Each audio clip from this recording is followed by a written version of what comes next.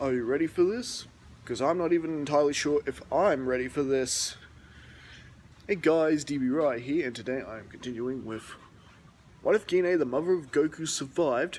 Which this video could possibly be the finale of this series. And this is probably the hardest part, the hardest arc to cover, the Tournament of Power, because so much happens and there are just so many characters. But I will do my best to cover this part and create an awesome, compelling finale to this series that hopefully isn't going to feel, rushed, because I leave out a lot of things in the Tournament of Power that is just too much to remember. So, with our teams finally gathered, and it's time for the Tournament of Power to begin, the hugest difference that I can say right at the bat is that no one is headhunting the 7th universe, because no one knows that it was Kakarot who decided to make this tournament happen, because we didn't have the Grand Zeno Expo, because as I explained in the previous part, there's only still the one Grand Zeno in this timeline. They haven't brought the Grand Zeno from the future timeline universe over to the palace, so there was no need for the expo, and no need to throw Goku under the bus for suggesting this tournament in the first place. So, as far as they know, they just got to beat each other and survive, but at least, maybe with the exception of Universe 6, no one's really thinking of headhunting Universe 7, at least not at this point. And basically, with the exception of Bardock and Vegeta, everyone else is quite keen, oh yeah, and Kakarot of course, is quite keen to listen to Gohan's plan of sticking together and sticking to the plan they basically came up with. The whole, if one of them challenges you, two of you respond, and so on and so forth.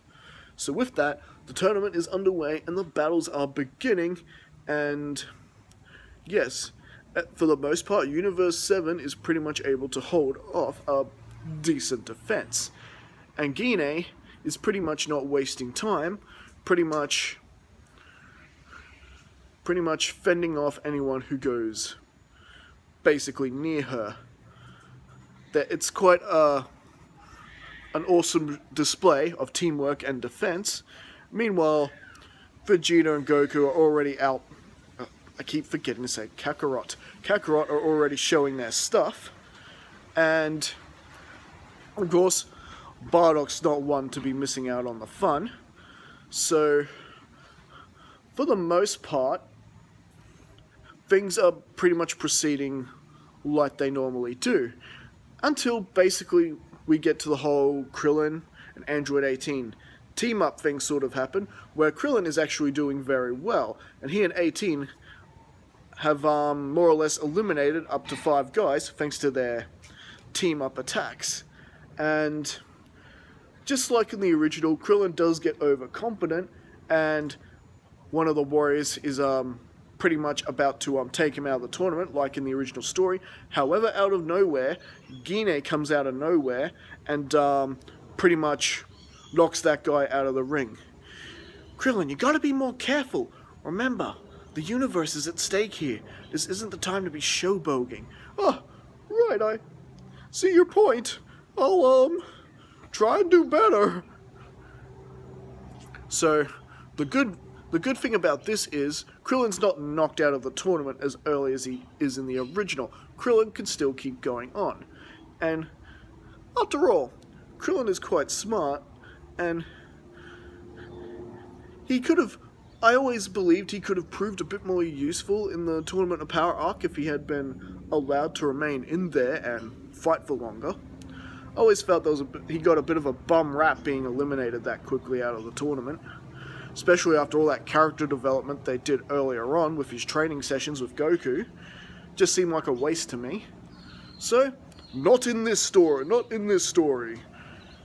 And so, the tournament is pretty much progressing through there, and there's a couple of times where Bardock and Kakarot are fighting together to fend off formidable enemies, like the one who tries to throw himself out along with Kakarot because he let down his guard, and basically he's able to power up to blue, and Bardock in his Super Saiyan form finishes the guy off, knocks him out of the ring. It's like, keep your guard up, boy. Next time, Daddy might not be here to save you. You're right, I'm still sort of just learning this tournament as we go. He did learn a great deal during the whole sparring sessions with everyone and getting a rough idea on what the tournament was going to be like, but I guess it hadn't quite sunk into Kakarot's head yet. And, well, this is where,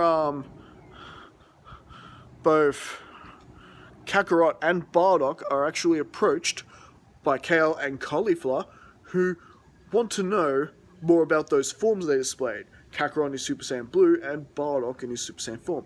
Yeah, those things you do. We want to do that. And, well, Goku and Bardock are more than happy to sort of oblige the two and, have a bit of a match with them. And, well, Kale is quite hesitant for a little while, but after she sees sort of how chummy Cauliflower and Kakarot are sort of being as they're supposed to be eliminating each other, she does tap into her Super Saiyan Berserker like she does in the original. Meanwhile, Kale does manage to achieve Super Saiyan 2, thanks to Kakarot and Bardock's help. However, Bardock basically makes it clear to Cauliflower, but because she doesn't have a tail, she won't be able to achieve the Super Saiyan 4 form. And, yeah, before they go around messing with Blue, she should be aiming for Super Saiyan 3, but only after she's fully mastered Super Saiyan 2. But anyway, we've got a rampaging Kale to worry about now, who's pretty much doing similar damage to what she does in the original. Catching Bardock and Kakarot off guard. However, this is where Barne gets her chance to shine, because she has the exact same transformation. She's a Berserker Super Saiyan as well. She powers up, and we've got an all-out fight between two Berserkers going at it, which is quite the hectic force. You know, even Jiren is you know, sort of twitching his thumbs a little bit. It's very, very possible that if these two come across Jiren might actually have to get involved. It's quite a dominating display, I assure you. Now, while they're more or less going at it, and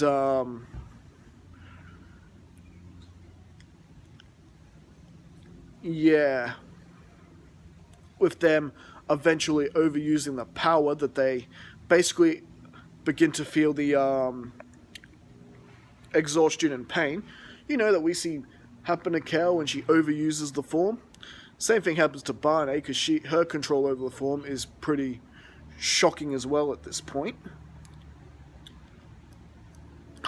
But at the same time, Kale and Cauliflower can't help but be impressed with Barne, who's more or less passed out at this point, and they're almost sort of ashamed that they're going to have to throw her out of the ring at this point around. However, before she can do that, Gine instant transmissions there and gets Barne out of harm's way, and is essentially, you know, following her maternal instincts in protecting her daughter. It's like, wow, looks like Universe 7 has got many talented Saiyans. What do you say we keep going, Kale? We'll learn all that we can from them, and then we'll eliminate them. And meanwhile, Cabba's just doing his thing. Now, as for Gine right now, in the midst of protecting her daughter and having to fight off these other warriors who are coming at her, Gine is basically resorting to using the Mafu bar. Yep, she's basically doing the same thing Roshi did at this point. Skulking around, learning how people fight, that sort of thing, and strategically taking them down with the Mafu bar. And because she is a lot more powerful than Roshi, a lot more energy, stamina, and younger, the Mafu bar doesn't have anywhere near the fatal effect she has. She can just keep on using it. And thanks to her antics, she's mostly eliminated most of the ninth universe. And with a final one-on-one fight with the last member of Universe 9, you know, the eldest out of the three Wolf brothers. I can't... The trio of danger, that's them. See, I mean, so many characters, you know, you gotta know their names. Anyways, Gine is able to figure out how to beat him quite easily. And unlike Goku, she doesn't just back herself into a corner in order to beat him. It's pretty much nails him with more power than he can handle, that he's so tall that with one hit, he just stumbles out the ring hilariously. Better watch your step, eh? And with that, Universe 9 is completely obliterated from all of existence, much like they were in the original. They're still the first ones out. And of course, Universe 10 follows after that, after Gohan defeats that one guy who was also fighting for his family. Gohan feeling guilty, but Bardock just quickly taps him on the shoulder. Don't forget the plan. When this is over, we are bringing back all these universes. And that does reassure Gohan that basically they're basically beating everyone to save everyone. As hilarious as that sounds. And so, in the meantime, with Barne now conscious again and is able to fight and defend herself on her own again, we get to the whole Jiren and Kakarot finally having their brief battle with each other, with Jiren getting the orders to eliminate Kakarot now, after seeing what basically Kakarot is capable of earlier. May as well get rid of him. And, well, much like in the original, it's not really going Kakarot's way. And, you know, he's sizing up his opponent just like in the original, until eventually he has to resort to using the Spirit Bomb, and all of Universe 7 is giving him energy they can spare, and he throws the Spirit Bomb at Jiren, and we get the whole struggle. Now, difference here is that Gine instant transmissions next to her son Kakarot, and they are both trying to push the thing at Jiren. But still, it's not really making much difference, except Jiren actually has to put both his hands out in order to push back. But essentially, the Spirit Bomb detonates in both their faces, both of them using Kaioken Super Saiyan Blue to try and push it, and essentially the Spirit Bomb acts as the catalyst, not just for Kakarot in this timeline, but for Gine as well, and you got both of them emerging as with autonomous Ultra Instinct. And Kakarot is fights off Top and the speedy purple bunny guy whose name escapes me. Is it Lemos? Something like that, I think. Lemos? Anyway, as for Gine, she's deciding to use this power-up to try eliminate as many people as she can. She doesn't know what this power-up is, how long it's going to last, or what it's ultimately going to do to her, so she's making the most of it. Now, there is a difference between what's happened to Kakarot and what's happened to Gine. Remember, Gine was always the best at moving independently without thought. So she's pretty much at that mastered level that we see Goku at the end of the original. Well, Kakarot is still at the same level he was the first time he wakes it up. So With Gine at this level, she is eliminating people left, right, and center. And it is just crazy.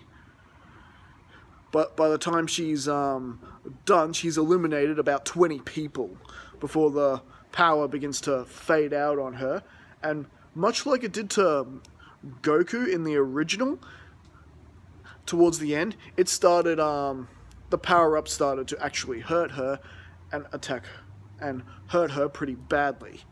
You know what I'm talking about, because her body simply isn't meant to really be handling it. And, so basically from there, after she's basically worn out and taken down, you've got a very eager Frost standing over her, basically ready to throw Gine out of the tournament. Gine can sort of accept this outcome. She did just eliminate quite a few people. And, well,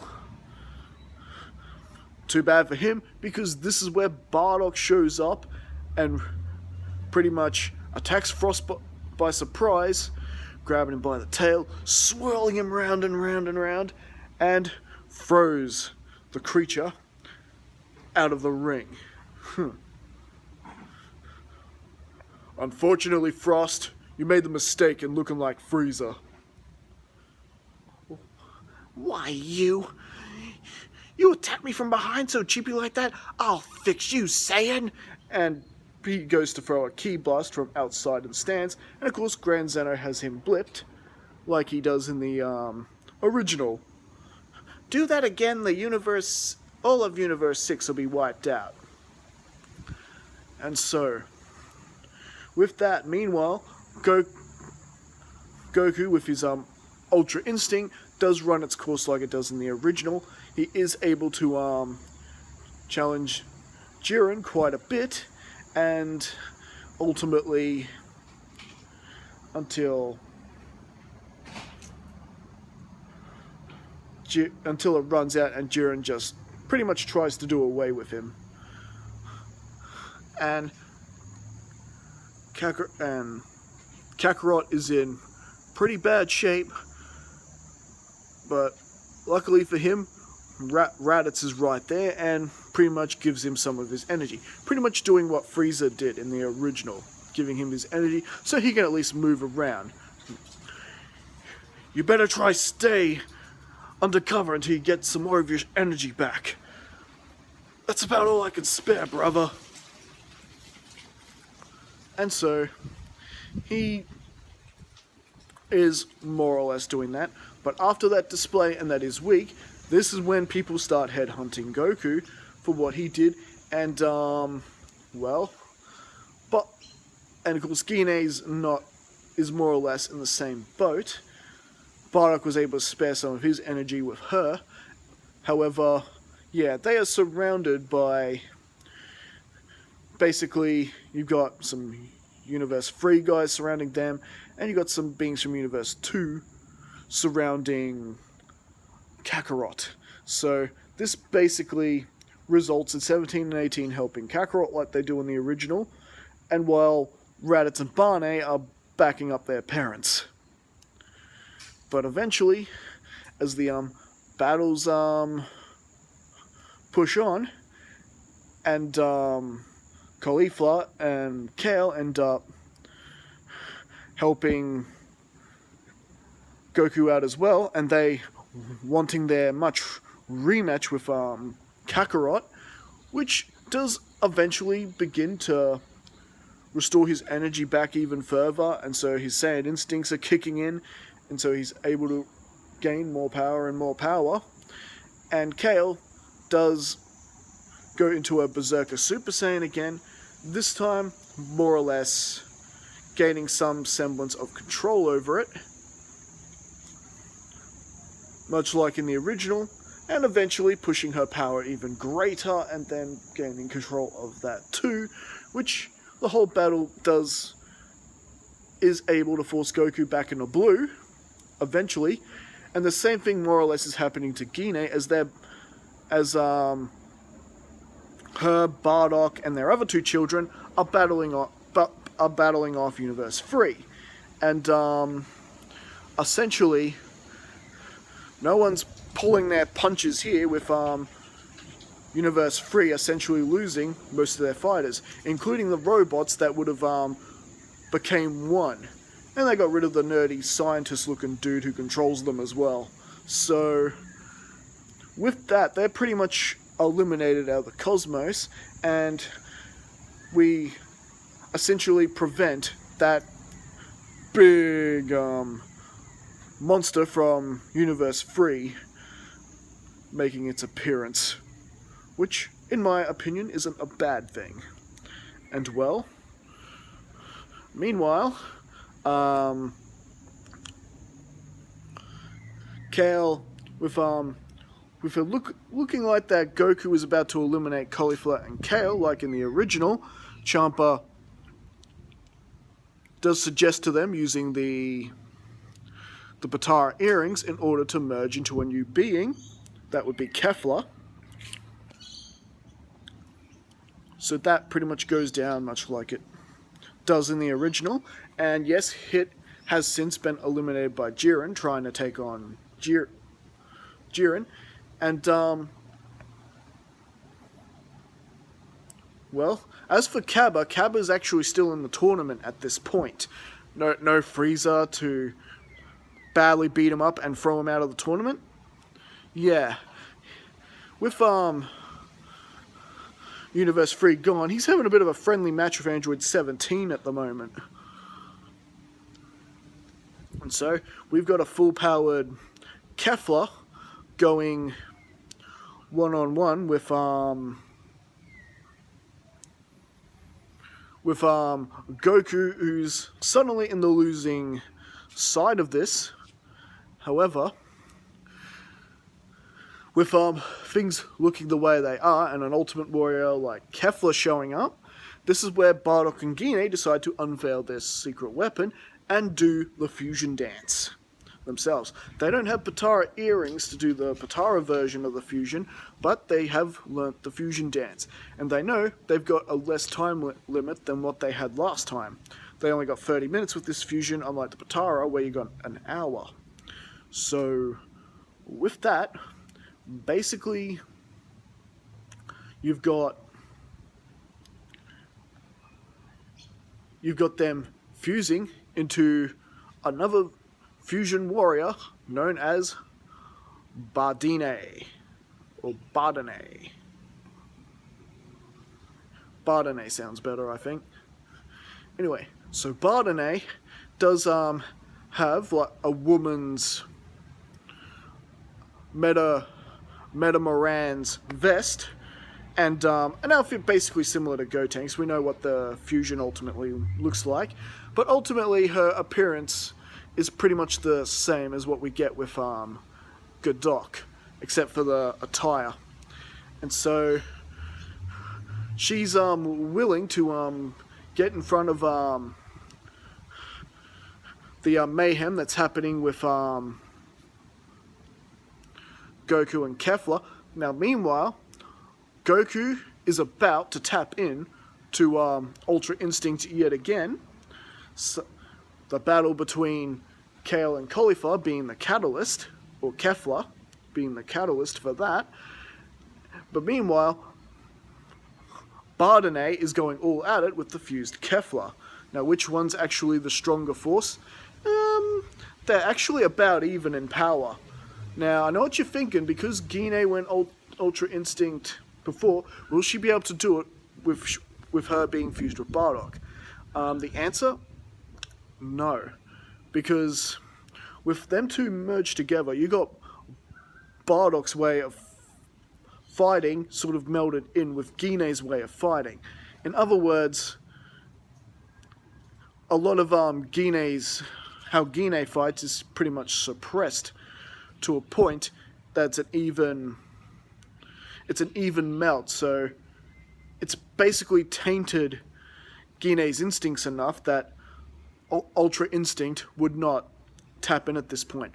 But nevertheless, it's giving Kefla quite the heck of a fight, and after Kakarot realizing that his punches are weak, him not having a full mastery of the form, he resorts to a Kamehameha, and Barne gets a really good hit in on Kefla, while Kakarot jumps up, is right in Kefla's face, Kamehameha! And ultimately, she is eliminated, much like she is in the original. And we're pretty much coming up towards things playing out mostly like they do in the original, heading into the final combatants of the tournament. Cabba is eventually eliminated by Vegeta, who Cabba still likes and respects, but just, you know, he was trained by Bardock instead, so out of respect for Bardock, Vegeta will not go too hard on the boy, just try and eliminate him quickly. I can't lose, my universe is counting on me. Don't sweat it. If we win, all the universes are coming home. You mean you'll do that for us? Universe 7? Vegeta giving like a sort of confirmation smirk, and then knocking Cabba out of the ring, and pretty much that leaves, in terms of Cabba's remaining fighters, that it's only the Namekians left. So far, Universe 7 haven't lost anyone yet. However, they are about to, because now it is time for Universe 11 to basically make their move, and basically Topo just basically straight ups eliminates Raditz.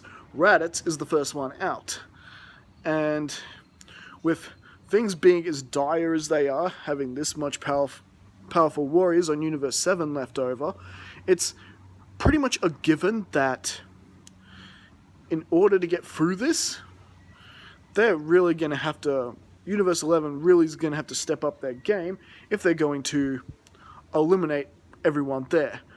Essentially, Lemos, if that is his name, the purple speedy bunny from the Pride Troopers, does manage to get Krillin out of there, finally. Good old Krillin, he did manage to last closer to the end this time. Survival, solar flare, his cunning strategies kept him in it, and teaming up with Android 18 whenever they could. And basically, this is where we get Top, who decides to accept his role as the next destroyer, who pretty much is all ramped up, and he's going straight in it. And much like in the original, 17 is pretty much almost thrown out and eliminated by Top, and Android 18 sacrifices herself for 17, like she does in the original. The only difference is it wasn't the universe full of mechanical fighters with their 5 warrior merger that knocked out 17. It was 18 in this case. And, well, eventually, in order to basically get rid of Lemos, Gohan pretty much had to sacrifice himself, much like he does in the original story. This time it's Bardock who knocks them both out of the ring. It's not Freeza. And well, Bardock, he wasn't able to use some sort of laser caging technique to trap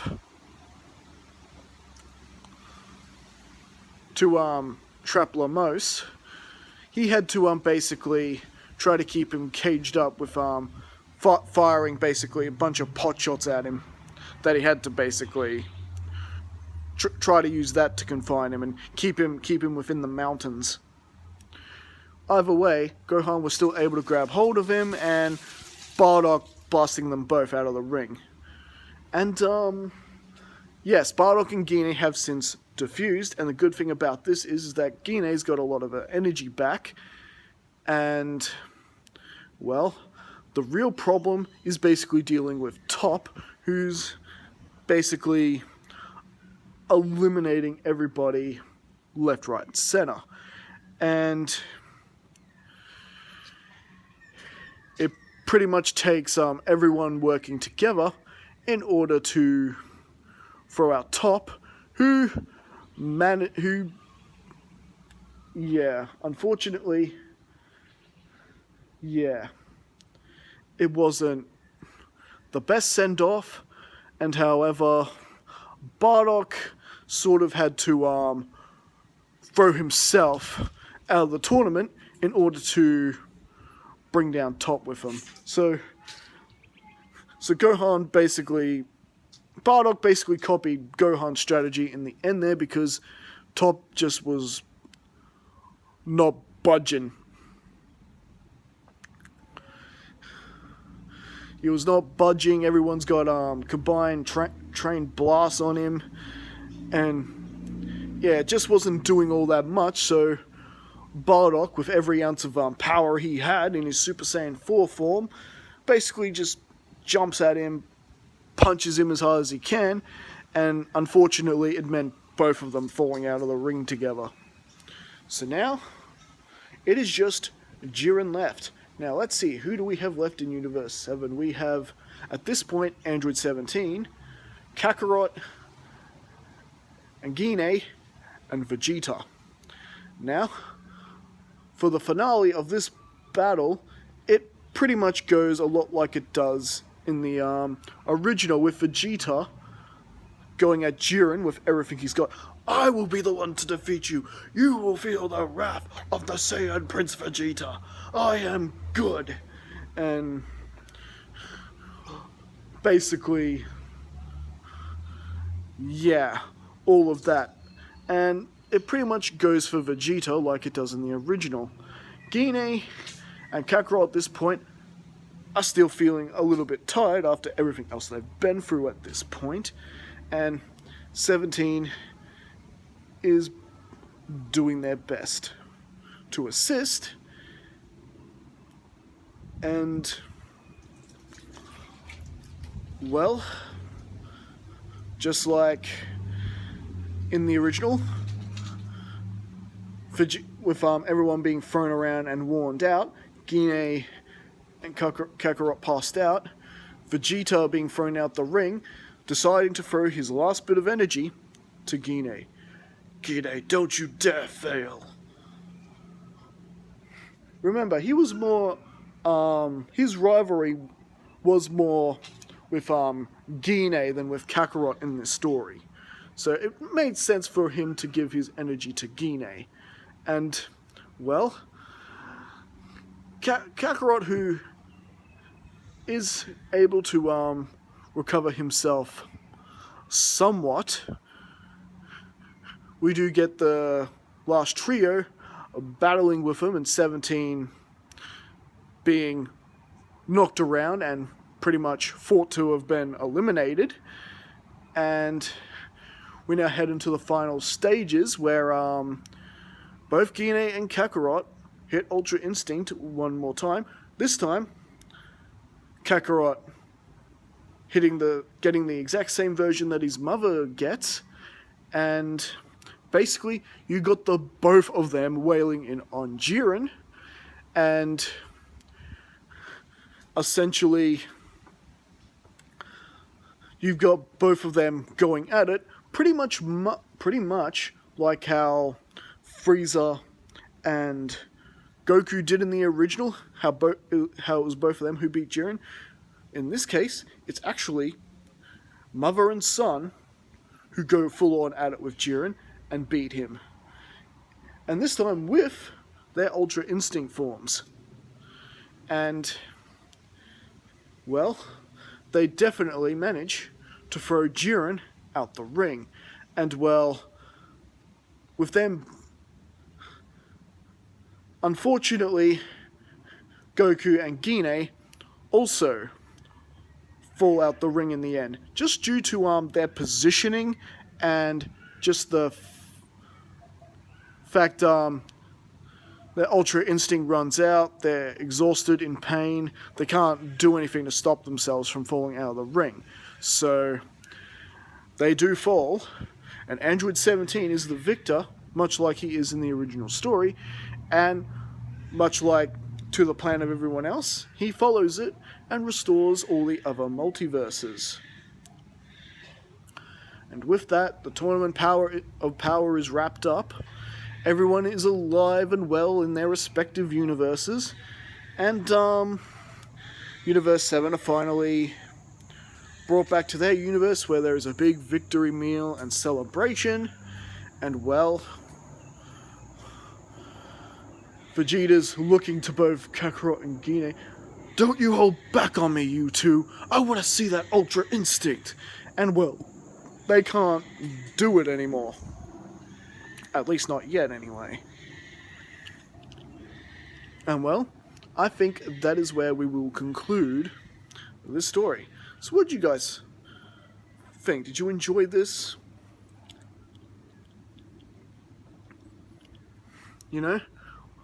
What did you think of this finale? I tried to add as much as of the main bits that happened in the Tournament of Power as I could remember. Try to make it a bit more exciting, hence why this video is like a double episode. And yeah, as always, don't forget to leave your thoughts in the comments. Don't forget to like and subscribe. I might do an extra video covering the Dragon Ball Super Broly movie, but that's going to be its own sort of separate video. So, anyways, as always, let me know what you think, and don't forget to like and subscribe to the channel if you haven't already, and I'll see you guys again next time. Alright, catch you later. Have a good one.